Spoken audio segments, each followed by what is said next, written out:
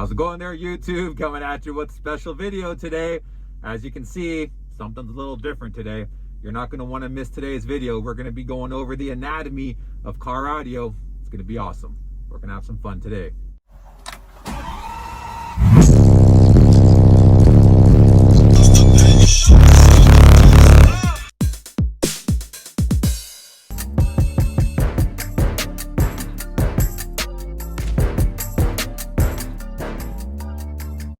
I'm going to be going over the anatomy of car audio.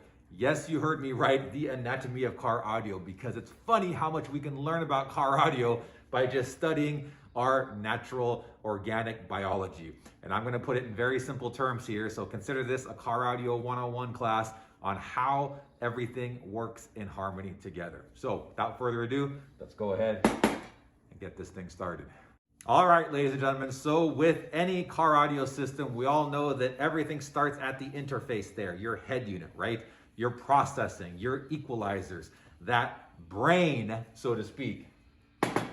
Look at that. We got one of those two up here, our bowl of spaghetti. Same thing, just like your body, right? It controls the rest of your body, okay? Your brain tells your organs what to do. It tells your heart what to do. It tells your lungs what to do. Okay, just like your head unit, when you set the EQ settings, when you set your fade, your balance, your loudness, everything that you put into the head unit tells the rest of your system what to do, i.e. your head unit, aka your brain. All right, ladies and gentlemen, so the next thing we're going to talk about is the respiratory and circulatory system, i.e. your car audio's electrical system. And it's crazy how much it correlates hand in hand with each other. Just like people, unfortunately, neglect their electrical. I can't tell you how many times as a car audio installer, I've seen people put these huge amps and builds in their car, yet they're running on a stock alternator, or they're not running the proper gauge wiring. Same thing like people's circulatory system and respiratory system. You know, I bet there's many doctors out there that, open people up and be like, wow, I can't believe this guy's still shoving French fries down his throat. Look at these clogged arteries, right? Same thing, okay? Just different fields, obviously. So how does the circulatory system work and how does it correlate to car audio? This is how, my friends.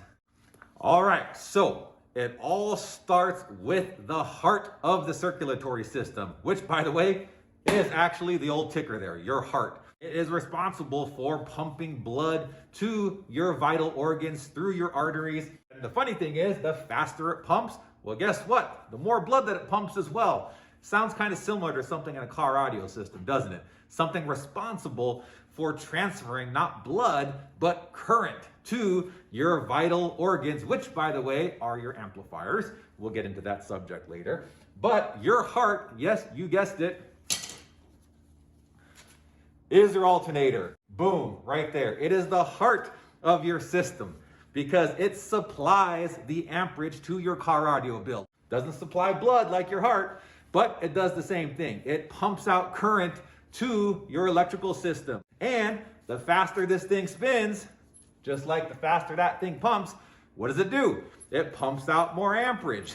So there you go. Now, a little advanced lesson here about your alternator. It only is going to pump out that amperage when there's a load on it, okay? Because this thing can spin at 5,000 RPM, but if there's no load on it, it's not going to put out the maximum amperage that it can. Kind of in the same concept to your heart. Just sitting there, it's not necessarily going to be pumping out more blood. It needs to have a load. In the body's case, that could be you running. On the treadmill, or someone's chasing you with a knife. Your heart's going to be pumping. It's going to be, putting blood all over the place, to make you ultra alert, pumping it up to your brain in that flight and fight mode, whatever the case may be, right? But you need a load in order to get more heart and blood pumping. You need a load, right? Something pulling amperage out of this so that way, as it spins faster, it is going to be pumping out more amperage to your system, all right? So your alternator spinning, pumping out current, your heart's pumping out blood. How is it going to get the blood or the current to where it needs to go, all right?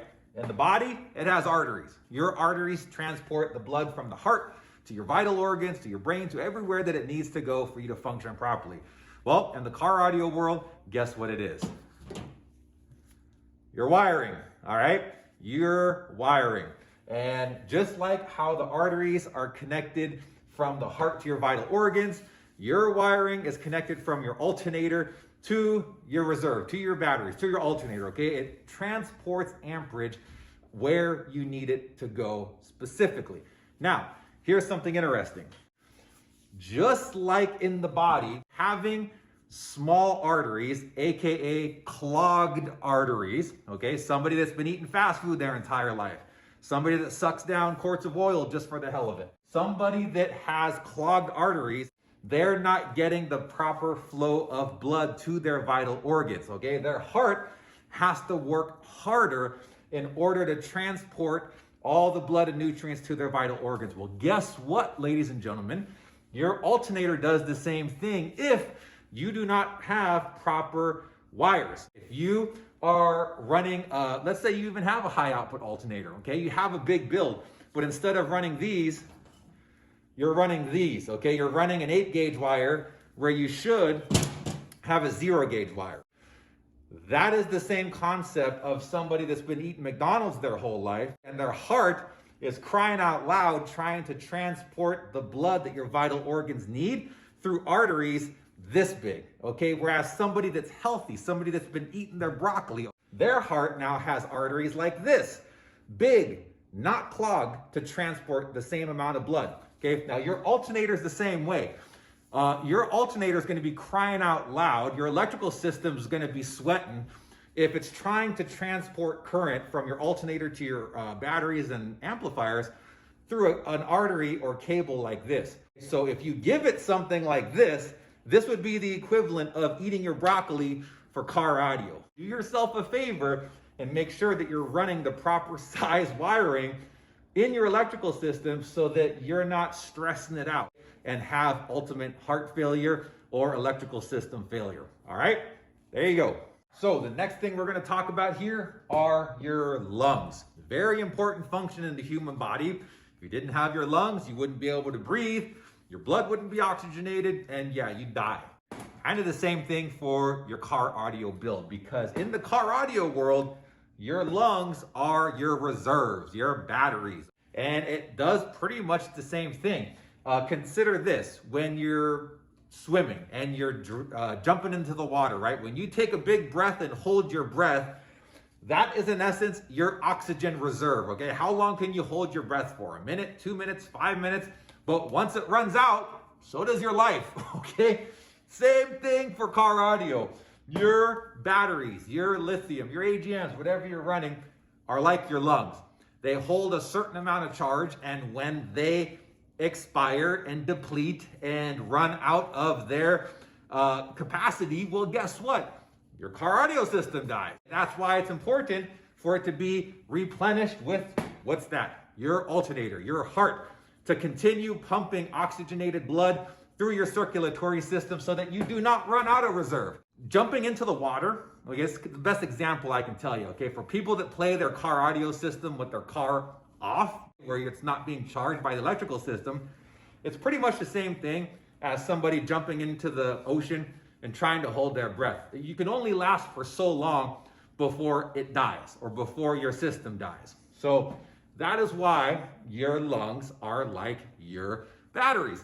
And just like in the human world, where you can increase your lungs capacity by doing breathing exercises, some people were just genetically gifted with better lungs than others.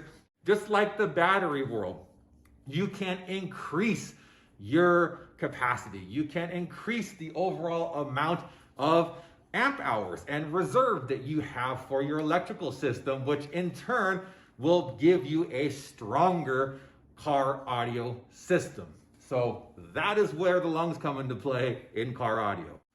All right, and one more thing that I do want to talk about while we're on this subject, I'm just trying to squeeze it in somewhere, but when you don't have proper alternator output or proper heart output, and you don't have proper capacitance in your lungs or proper reserve in your battery supplies in your car audio system, that's bad for a couple reasons. But the biggest one in all honesty, is voltage. Voltage is key in any car audio build, whether you're running a 12 volt system, whether you're running a 14 volt, 16 volt, you need to make sure that you're holding voltage as good as possible, because voltage drop is your enemy, okay? Let's say you're running a 12 volt electrical system and you have a car audio build. Let's say your alternator charges at 14 volts. Let's say during normal listening and normal everyday driving, you hover around 13.8, 14 volts, just as an example. Install a car audio system and you want to get loud. You start pounding it, and now your voltage starts going. During the loud, heavy demos, it starts going from high 13s to mid 13s to low 13s to 12s to, God forbid, the 11s, the 10s. Okay, what that's going to do is, one, it's going to put a tremendous amount of stress on your electrical system, because as voltage goes down, current goes up. If you understand the mathematical formula of that, as your voltage goes down, it compensates by current going up, which is not a good thing, because current creates heat and electronics do not like heat. So you want to make sure that you have a proper supply of amperage going out through your arteries, which are proper size, going to your lungs, your reserve, that has enough of a reserve so that it's not depleted, all right, so that they don't deplete and you're putting additional stress on your entire electrical system. So keep that voltage where it's supposed to be and keep your electrical system running cool and happy. All right, I want to talk about your vital organs. Your vital organs, all of them, have a very specific and important role to play. And they all are getting supplied from your heart through the arteries to your vital organs. Sound familiar? That's why I have these correlated to amplifiers in your system. For people that have big systems, you have multiple amplifier setups, each one for a specific purpose, but a very important purpose, right? Just like in the body, you have your liver, you have your kidneys, you have your pancreas, you have all these different vital organs that do different things. Well, guess what? So does your car audio build. You have your front stage amplifiers that maybe run your A-pillars. You have a rear stage amp, maybe that runs your doors. You have your subwoofer amplifier that runs your subwoofers. Just like the body, different vital organs, different functions, all getting supplied from the heart through the arteries. Pretty cool, huh? All right, so one more thing I want to talk about. Let me take my mask off here. It's killing me. I don't know how people do it all the time wearing these things. But I want to talk about your actual speakers now, okay? Your tweeters, your door speakers, your subwoofers, and how we can correlate that of how all that works in your anatomy here. So it's first important to understand that speakers are considered a load. A load is basically a draw on something. A load is something that is dependent upon getting supplied by something, whether it's a power source. In the car audio world, a subwoofer is a load to an amplifier because it needs the amplifier or some kind of amplified signal. Even if it's just from a head unit, it needs power in order to operate, okay? So it is a load to that amplifier, to that head unit in order for it to operate, okay? So same kind of concept here if we consider, well, what can be a load to the vital organs? Because the vital organs are your amplifiers, right? Your kidney, your pancreas, your liver, you name it. Let's take something that people are pretty familiar with, and I can use this as an analogy. Let's take your liver, okay? What happens to your liver when you apply a heavy load to it, okay? What I mean by heavy load is let's down an entire bottle of Grey Goose, okay? Or an entire bottle of Crown. What is that gonna do to your liver over time of doing that? It's gonna put one heck of a load on your liver, might have liver failure, okay? And bad things are gonna happen.